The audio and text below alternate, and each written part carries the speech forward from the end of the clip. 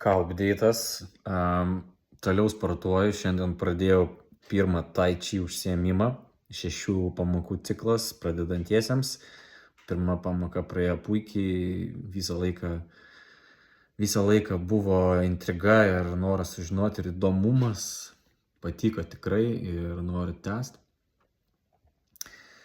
Plaukimo pamokos irgi sekasi gerai ar net puikiai. Jaučiu, kaip darau pažangą, treneris irgi pagyrė, tai dirbam toliau, plaukiam toliau ir viskas yra gerai. Karate irgi sportuojam, artėja egzaminai, gruodžio 13 laikysiu mėlyną juostelę, tai liko tikrai nedaug, išmokti dar reikia daug, nes naujų vadinamų katų ir technikos dar nesu įsisavinęs 100%, tai turiu rasti laiko ir išmokti.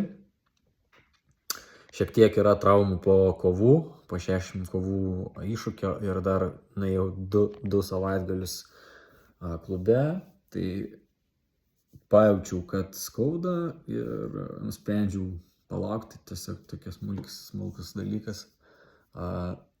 Vis dėlto nepavyko baigti kovų be tokių traumų, tai viskas gerai, nieko labai rimto, tai norėjau pasidalinti įvykiais ir judam toliau.